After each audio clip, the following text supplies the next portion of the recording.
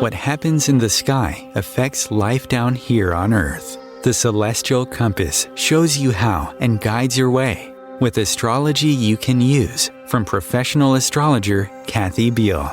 Every episode features her light-hearted, practical forecasts and navigational tips, blended with humor, optimism, and a love of patterns, symbolism, and pop culture references. Kathy translates technicalities into concepts that apply to real life. You'll learn how the current moment ties to where we've been, from the recent past to cycles that last happened years ago, and get a look at where we're heading. And much more, from special topics to special guests. The Celestial Compass, enlightening, entertaining, and empowering. Here's your host, Kathy Biehl. Greetings, Earthlings. This is Kathy Biehl of Empowerment Unlimited .net, and this week, we are talking about living compassionately. Now, before I get into that, I want to set the astrological framework. I picked this topic at the beginning of the year because March and April have us very much in heavy Piscean energy. Pisces is the vast interconnectedness of all life.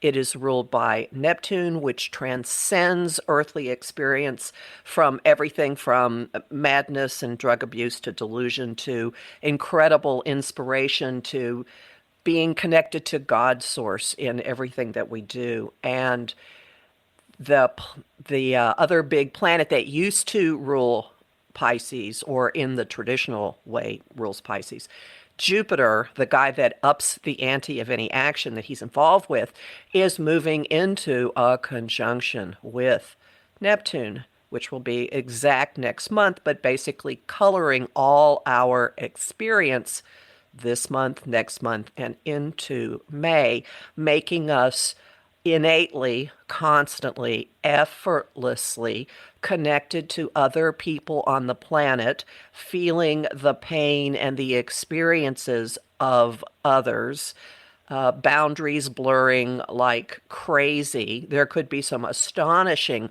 artistry that comes out of this. The last time Jupiter and Neptune met in Pisces was in 1856, when an Oxford Don named Charles Dodson decided to adopt the pen name Lewis Carroll and created a fantasy world with a female protagonist that continues to mold our society. Later in the year, L. Frank Baum was also born, and he wrote, a series of books set in Oz, a fantasy story with a female protagonist that has molded our society. So major magic is in the air, in addition to all of the pain and the sorrow and the grief that so many of us are experiencing right now, which leads to living compassionately. And I am honored beyond measure to have with us today Ramananda John E. Welshons.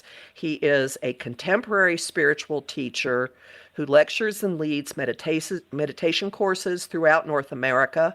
He has been a practitioner of mindfulness meditation and various forms of yoga for more than 50 years.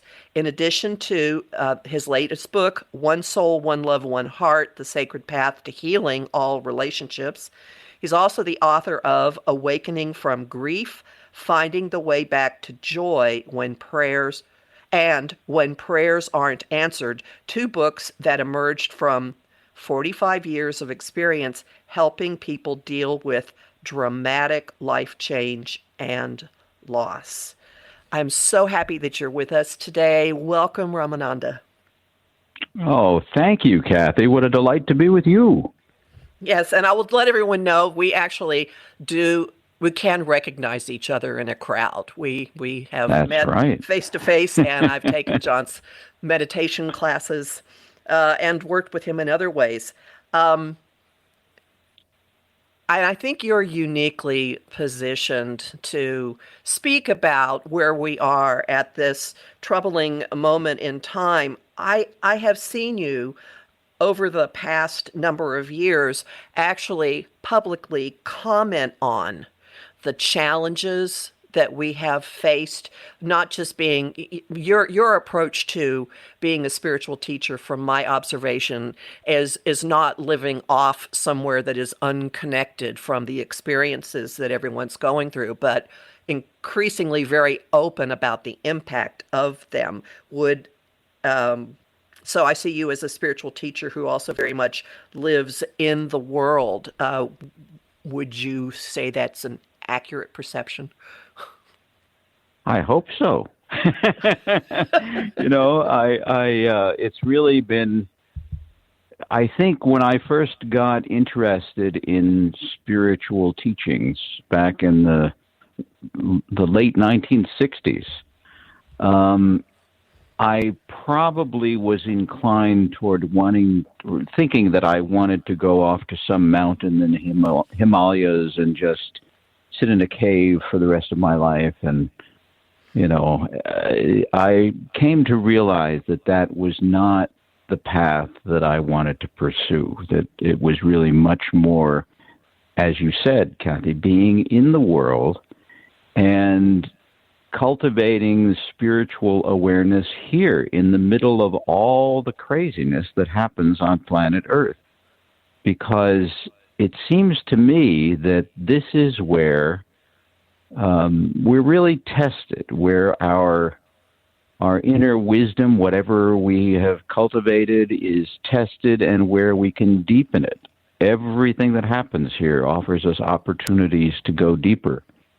And it's really the same approach that I later learned Thich Nhat Hanh, who just died, the great Zen master from Vietnam, his approach, which he called engaged Buddhism, which was honed in his experience in Vietnam during the Vietnamese War, and being a young monk and having to decide, do I stay in the monastery or do I go out in the world and try to alleviate suffering? And his decision was to do both. So, yeah, I think it's really, it's a fascinating time. I'm not making light of it. It's a very difficult time for most people on Earth right now. I think we just have to acknowledge that and open to the possibility that it is right in the middle of all these difficulties and challenges that we can gain some really deep spiritual insight. So our reaction to things that happen out in the world can be very telling. I mean, there seems to me that there's a spectrum of emotional reactions people can have: anger, helplessness, blame, judgment, and I don't want to say capitulation and giving up, but how about compassion? Would that be a possible slightly higher reaction? Well, maybe it's inappropriate to use a qualifier like higher. Well, you could use worse qualifiers. I think it's higher in the sense, I think of higher as what is going to lead us to happiness. That to me is the higher teaching or the higher path. And compassion is one of the things that will lead us to happiness. It's unfortunately rarely seen that way in this culture, and in fact is sometimes disparaged as something weak and, a little bit wishy-washy. Who needs compassion? We need toughness, is what a lot of people think. But I think that that's very misguided. What you shared about the astrological configuration of things right now, emphasizing the interconnectedness of everyone. When the Dalai Lama is asked, every time I've ever heard him asked, at any rate, what he feels the most important single teaching in Buddhism is, he says, the basic interconnectedness of everything. And that's really at the root of astrology. The interconnectedness of the universe, the fact that the planets and the stars all exert influence on what's happening here on Earth and everywhere else in the universe. It's fascinating. the interconnectedness of everything. We're seeing in these devastating videos of what's going on in Ukraine right now. We're realizing this isn't some people in some distant land who don't matter. This is us. This is our neighbors and friends and families and relatives, and that's a really important thing to recognize. And it's a very hard way to get that teaching, but to realize that our hearts break when we look at what's happening, and when we're aware of what's happening, we hear about what's happening. Our hearts break, and from my work with grief, I've always suggested that when our hearts are broken, they're also wide open. So my guidance would be to allow this breaking of our hearts to happen, and allow it to not close our hearts, but wind up with them being much more open than they've ever been, so that we feel our connectedness, not just with the people in the Ukraine, but how about the people in Russia who don't want this, don't want to be a part of this, don't even realize it's happening in their name. Not really in their name, but, so compassion is really the root of all happiness, as it turns out. And how would you define compassion? Well, compassion, to me, the simple way to define it is to say that, to basically draw the contrast between compassion and pity, because the two things are confused sometimes. And when we pity someone or some group of people, it's that part of us that says, isn't it terrible what's happening to that person or that group or that country? That's just awful. I'm so sorry it's happening, but there's a little voice inside subtly saying, thank God it's not happening to me or to someone I love. Compassion, that's pity. Compassion is where we do start to realize it is happening to me, because we're all interconnected. It's rooted in recognizing that oneness or interconnection with everyone on earth, and that nothing happens on earth in isolation from other things. So then we're faced with the reality that whatever suffering is present on earth, we're all being affected by. At the same time, whatever joy there is on earth, we're all being affected by. So it's the combination of the two. That's what life on earth is kind of about. But compassion is feeling the suffering of others and feeling the joy of others. Just being tuned in to what's happening in your immediate family, in your immediate environment, and then it just keeps radiating out till it ultimately takes in everyone on earth. It feels as if we're in a crash course in that right now. Yeah. I think that's very astute. Yes. That's what it feels like. And yes, I'm sorry, go ahead. Well, I was just going to say the danger is that that when we reach the point where our hearts begin to hurt, what we generally do is react with anger. Or we turn away and we say, it's too horrible. I can't watch it. I can't think about it. But there's no way not to think about it. You know what's going on. You can't pretend it isn't happening. You can try, but that has other repercussions. So in the crash course, developing compassion is, and we don't do it overnight, but it is a crash course, so we're going to have to do it at an accelerated rate. And that is to learn how to be with suffering, how to observe suffering, how to feel empathy for our fellow human beings who are suffering without burning out. That's the problem. And pity causes burnout a lot more than compassion does. Once we realize we're all in this together, your heart may hurt, but let the pain open it rather than closing it. One thing I have marveled at in the last week is how many people have direct familial connections to Ukraine that I know and that I know of. And there's been something about this particular conflict, this particular situation that has made it automatic for people to stand up and say, whoa, that could be me.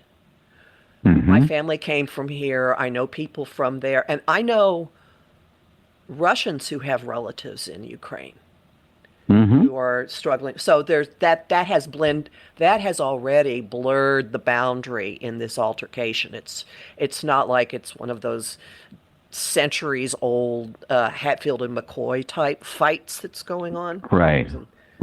That it's very interesting. I was in Ukraine in 1991 when there was a very hair-raising experience, which was a coup, which in Ukraine and Russia they called a putsch, P-U-T-S-C-H.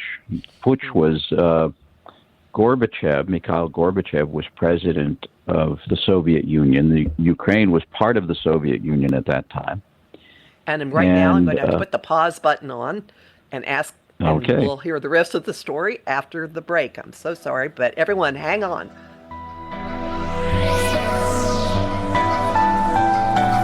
The cutting edge of conscious radio, OMTimes Radio, IOM FM. Being a radio host on IOM FM allows you to build your show on a rich platform with the power of the internet to fulfill your outreach goals and connect with a very specialized and global online audience, unlimited by time and distance. OMTimes Radio will provide you with web relevance, a recognizable conscious brand, and with the standard of excellence that has accompanied every single OMTimes endeavor. Host your show with OMTimes Radio Network. Grab a cup of tea or a glass of wine and tune in for Inspired Conversations with publisher Linda Joy on Tuesdays at 2 p.m. Eastern. Linda creates sacred space for leading female luminaries, empowering authors, heart-centered female entrepreneurs, coaches, and healers. A soulful venue where guests openly share the fears and obstacles they've overcome, wisdom and lessons learned, and the personal journey that led them to the transformational work they do in the world. Inspired Conversations to empower you on your path to authentic, soulful living.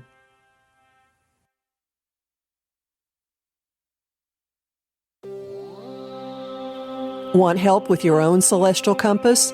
Visit my site, empowermentunlimited.net, for Astro Insight forecasts for each week, month, and new and full moon. Want to explore the personal impact? Make a decision? Understand another person? It is possible. Click the Services tab to book a personal session with me. That address again, empowermentunlimited.net. Coping-19, brought to you by CDC and the Ad Council. If you're feeling increasingly lonely right now, you're not alone. It's totally normal. Even though we may not be able to get together in person, connecting virtually with friends and family still gives you a chance to interact with people and may help raise your spirits. Join a virtual book club, set up group text chats, or online video coffee breaks with coworkers. Find more self-care and coping tips at coping-19.org.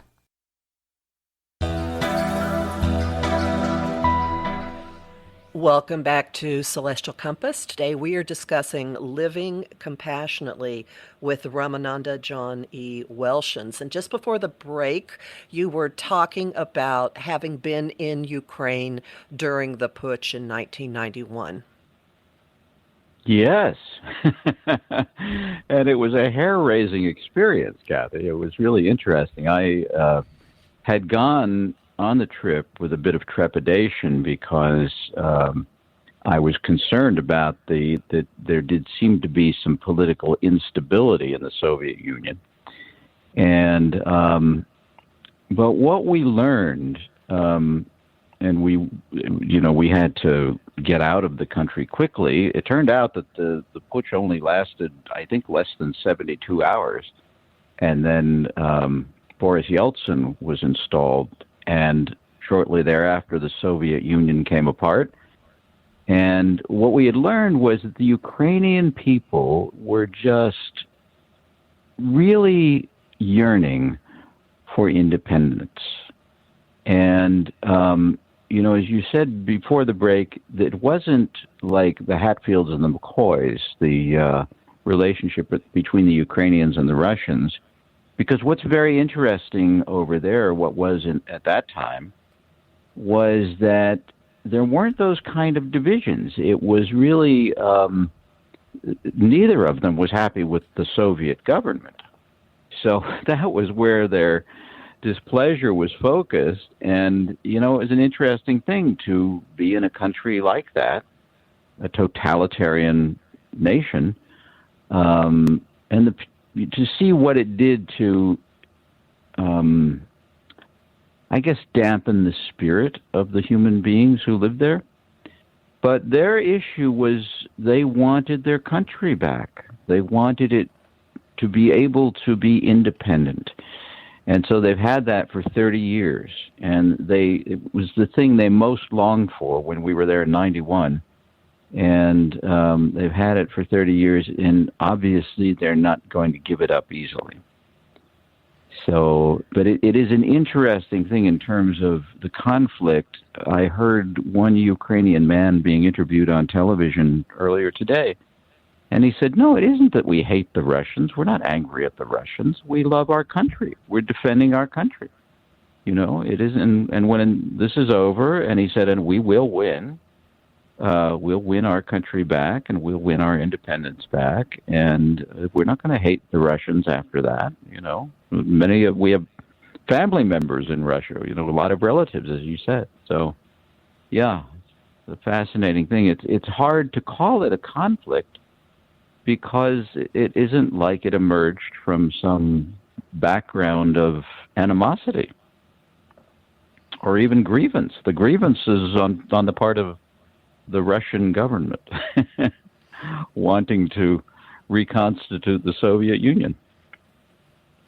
That does seem to be what's going on here. Now, in that regard, I have certainly come across a lot of people with very specific.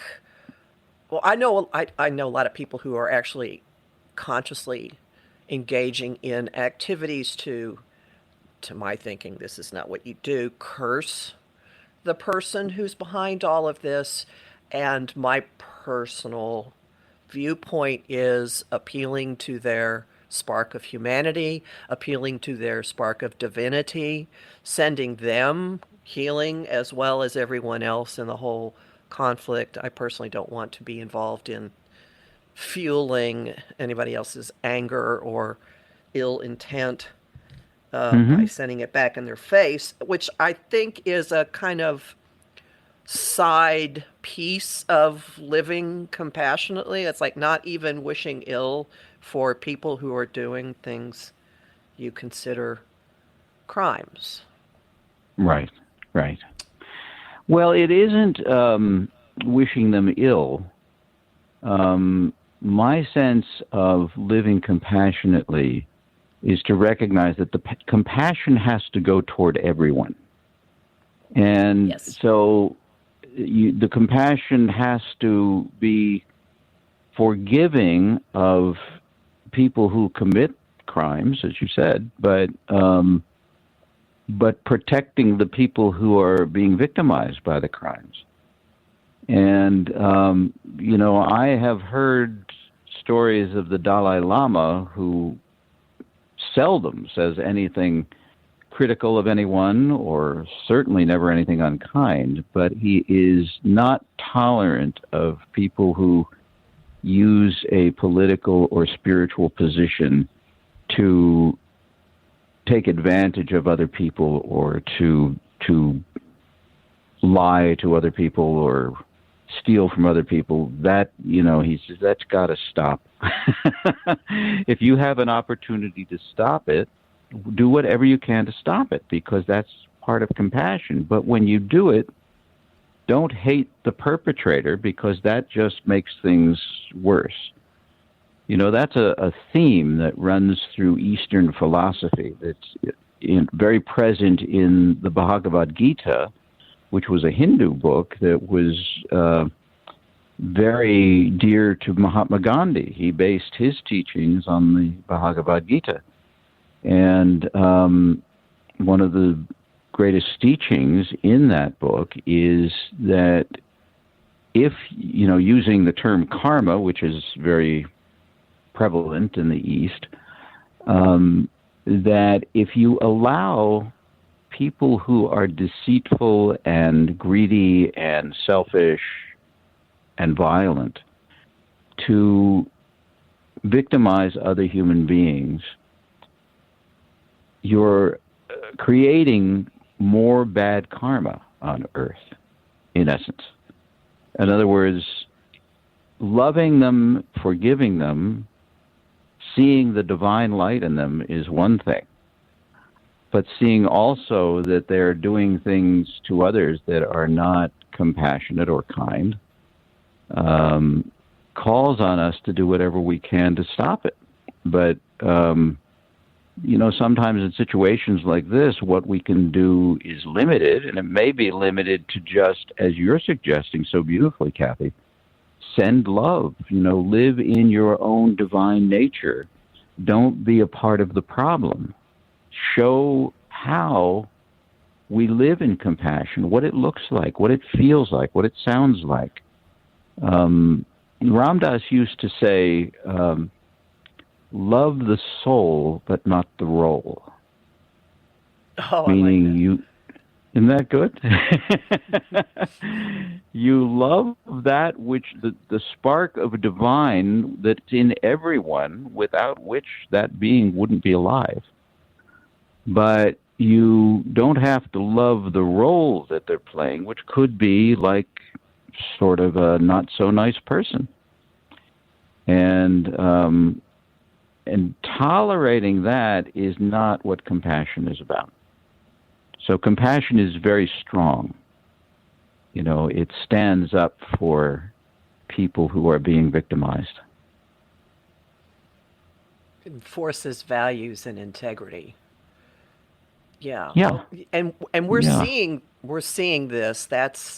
We're seeing displays of this in really astonishing ways in the news. Absolutely. Yeah. I saw last night on the news a man who is the mayor of one of the cities in Poland that is openly just threw its arms open and said, whoever needs to leave Ukraine can come here. And he was asked, well, how many refugees have come? And I think he said 70,000. They said, well, what's the population of your city? He said 40,000.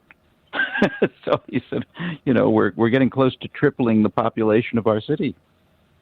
And he seemed happy about it. And I've seen photos in a Polish train station of abandoned baby carriages for people coming across the border who've brought their kids. Yeah. People, right. That sort of thing is all amazing. So I'd like to bring this a little closer to home into something that is more personal for anyone who's listening to this anywhere on the planet. How does a simple individual going about their own complicated life weave this into how they live? Well, I think it starts with whatever it is you're doing and wherever you are right now. It's interesting. Just before I got on the call with you, Kathy, I was talking to a woman who called me to tell me that after a program I did yesterday down in Bucks County, she had gone to the grocery store and had a fender bender with another person, and the woman that she ran into was very angry. And she just talked about how she responded with love. and that ultimately the whole situation was diffused. And I think it's like those little things where there's so much anger in the ether right now, and what it means is that people are frightened. You know, when I studied with Elizabeth Kubler-Ross, she really made it a point to emphasize that she would say all anger is an expression of grief. Now, that's very interesting, you know, because we think of anger as having some biological component, you know, and I remember a fellow in the class I was in with her said, well, we have a fight or flight response. That's biological. Elizabeth said, yes, but it only lasts 5 seconds. After that, everything is choice. And somebody else said, well, what does this mean? You know, she said, anger is not a primary emotion. It means that something else is always underneath the anger. If you scratch the surface, it's either fear or sadness or a combination of both. So what I endeavor to do is to realize that anybody I encounter who's angry is really frightened, and they're really sad. And I try to listen to what it is they're frightened about and what they're sad about. And when I feel anger arise in myself, I ask the same question. What am I frightened about? What am I sad about? And those things bring us together. You know, it's very interesting that we have what we often refer to as political polarities or divisiveness in our culture. But I think that one of the things we need to do as we're dialoguing with one another is to get past who the bad guys are, you know, because that's what it generally, the non-dialogue is all about, the shouting is all about, you know, who's done the most terrible things, and ask ourselves what it is we're concerned about, that what do we fear that's going on and that might happen in the future, you know. And most of us can agree what we want is we want to leave our children and grandchildren a better country than we found. And we're afraid that isn't going to happen. And we're sad about the fact that people are being unkind to each other now, and that people are resorting to violence in the extreme cases. That makes us sad, which makes us frightened, which makes us angry, you know, and it's just kind of a vicious cycle that keeps going on.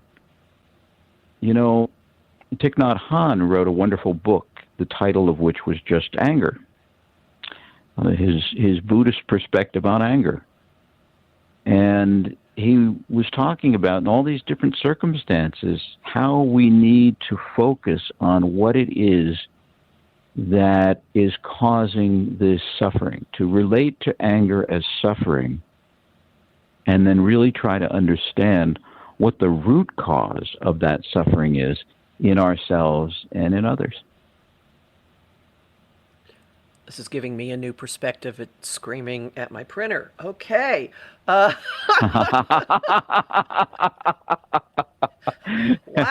Has your printer been annoying you? Oh, inanimate objects generally do. Wow. That's definitely that's stuff to think about. So how does a normal person going about his or her life with all of its challenges ride herd on the impulses that most of us have had all of our lives? I mean, how do you get to the point where you can see it when it's happening and go, oh, I have a choice here? Well, you know, I'm a meditation teacher, so I would recommend that. You caught my lead in. I was feeding it to you. Teed it up, as it were. Yeah. Well, the beauty of meditation is, and sometimes people are surprised by what they encounter in meditation, because basically, you know, the way that we're trained in this culture is to find solutions to our problems that are immediate and easy. And meditation is simple, but it's not easy, in the sense that what it's inviting us to really examine our own minds and how they work.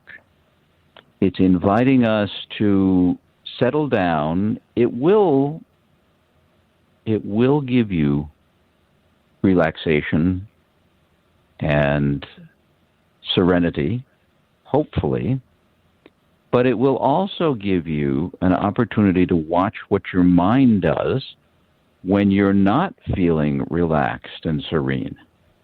And that's, in essence, even the more important aspect of meditation practice, is to take a look at that. So you start with the notion that anger is suffering. And, we can go through all kinds of psychological justifications for anger and, psychology thinking that it's a good thing to express anger. It is not a good thing to suppress anger, but if we express it, one of the downsides is that not a lot of people are going to want to hang out with us. So, I look back at Elizabeth Kubler-Ross's 5 stages of grief. The first one is denial and isolation. Denial of what's happening, inability to recognize the truth of what's happening, and feeling isolated, like you're alone in the world. And then anger is the second one. And I've already shared what she said about that as being, always an expression of grief. But the problem is that if you express your grief in anger, you're going to wind up more isolated, generally. It's really true. And with that, we're going to take our second break. We'll be back in just a minute, everybody. Stick around, please. Bringing a more conscious lifestyle to your world. OMTimes Radio. IOM FM. OMTimes Magazine is one of the leading online content providers of positivity, wellness, and personal empowerment. A philanthropic organization, their net proceeds are funneled to support worldwide charity initiatives via Humanity Healing International. Through their commitment to creating community and providing conscious content, they aspire to uplift humanity on a global scale. OMTimes, co-creating a more conscious lifestyle. How would you like navigational tools you can use on your own? Visit my site, empowermentunlimited.net, and click the Shop tab. There you'll find lots of talks and guides explaining the big influences at work now, like Saturn in Aquarius and Uranus in Taurus. You'll also find a variety of guided visualizations for relaxing, clearing your energy, or getting to know planetary archetypes. That address again, empowermentunlimited.net.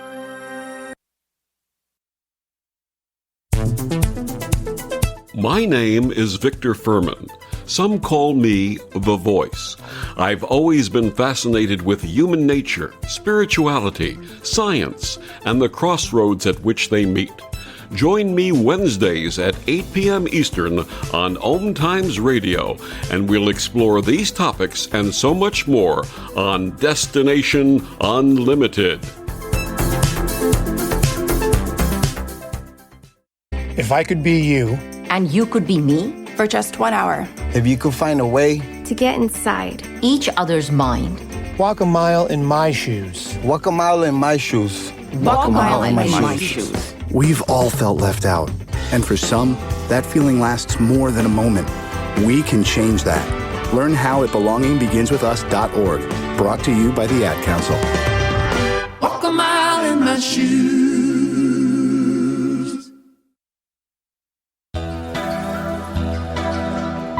Welcome back to Celestial Compass. Today we're discussing living compassionately with Ramananda John E. Welshons. And just before the break, John was talking about the 5 stages of grief and anger being a manifestation of grief.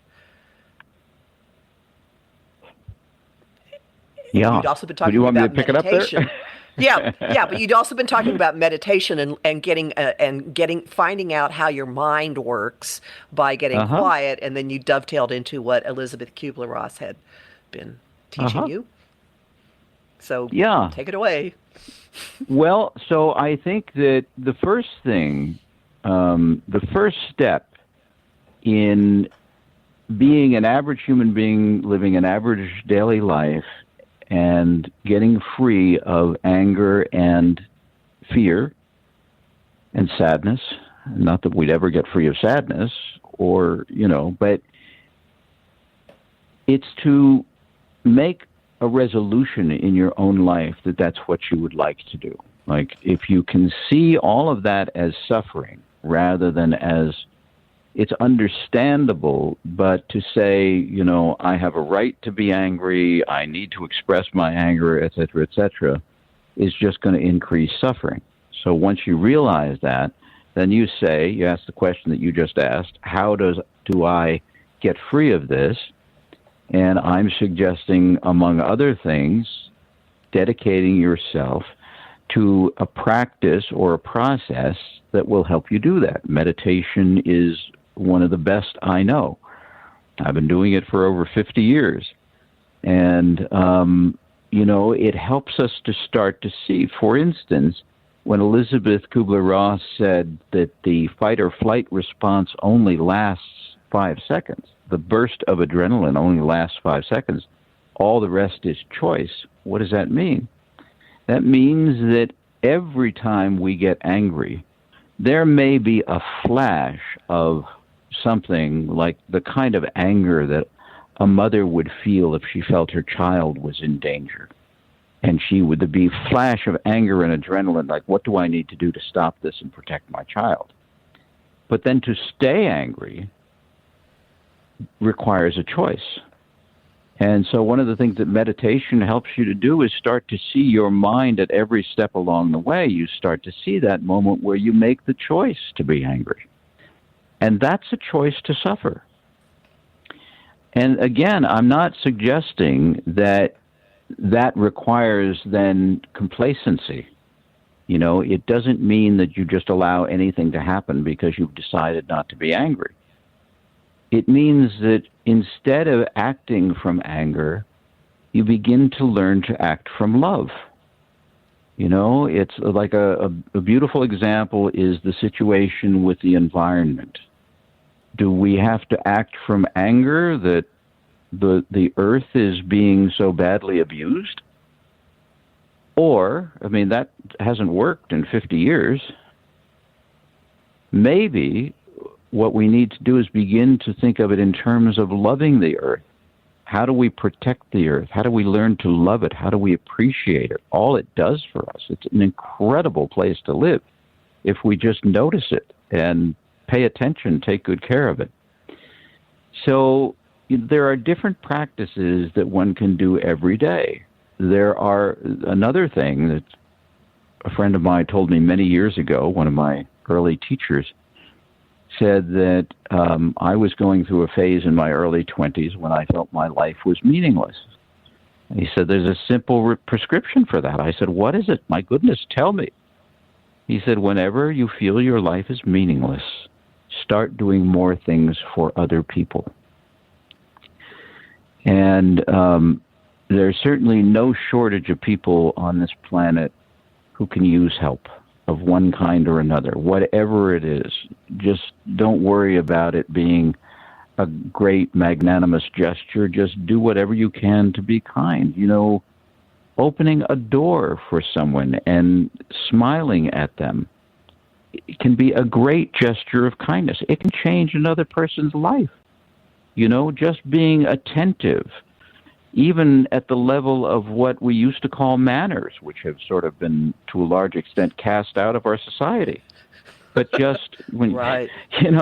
You think about it, manners were really just about acknowledging that there were other people in the environment.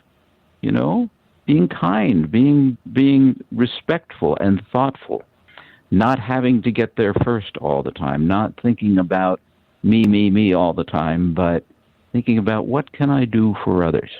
That is another profound way to open the natural compassion that's in you.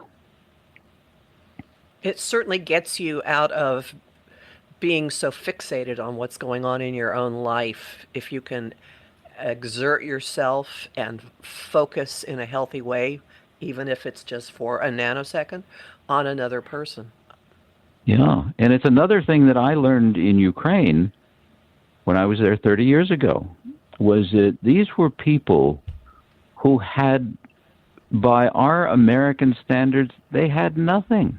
You know, I mean, many of the people we visited with had created, you know, decent homes and nice home environments, and their homes were cozy and warm, but, you know, they had no wealth. They had no great possessions. Most of them didn't have automobiles, you know, but they would give you, knowing that we were, you know, what could be disparagingly called rich Americans, and not that we're rich here, but all Americans are rich to people in other countries, and it's, in a way, we are.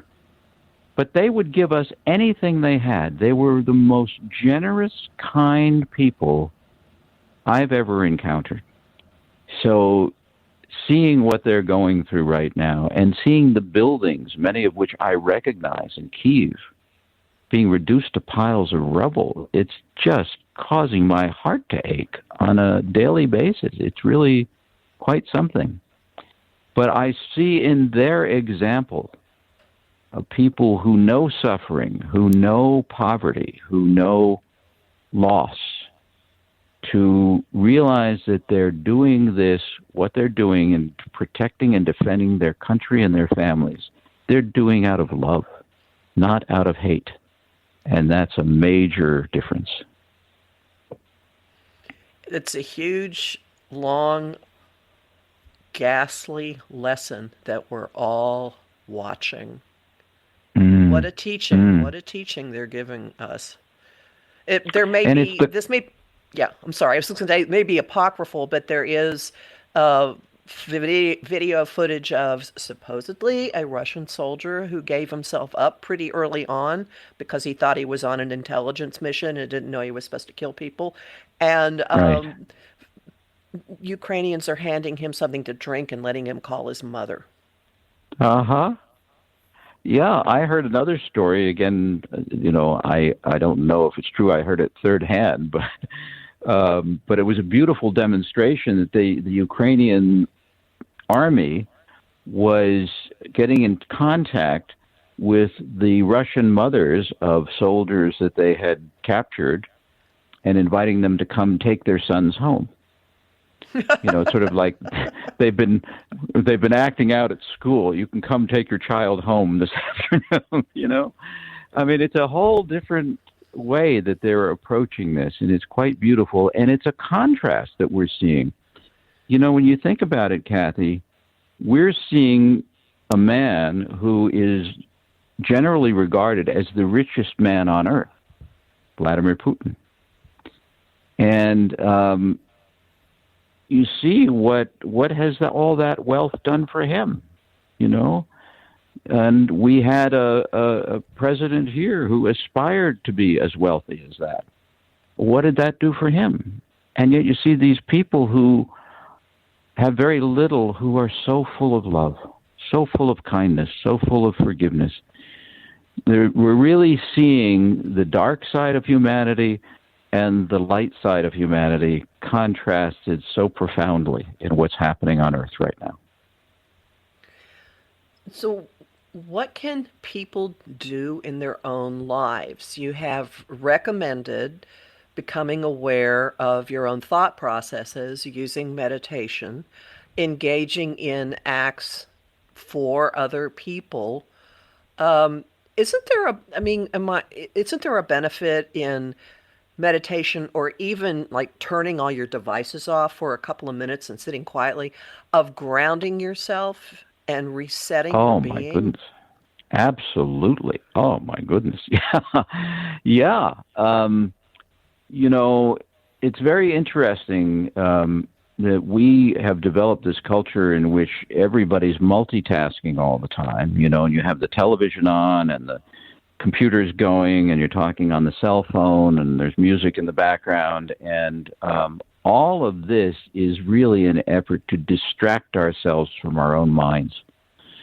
And if you really want to do the work of getting to true happiness and contentment and peace of mind and the ability to live in compassion, turn all the devices off and just sit in silence. I mean, it's amazing, and it's very hard we're raising generations of children who can't tolerate silence and inactivity. It just makes them crazy. That's because their minds are crazy. And we've cultivated that in the way that we raise them and train them. I don't know any path to happiness that doesn't require an ability to sit down, close your eyes, turn off all the external stimulus, and just be inside yourself. Just be quiet. Just listen instead of filling the space with chatter and noise. Yeah, that's a beautiful point you just made.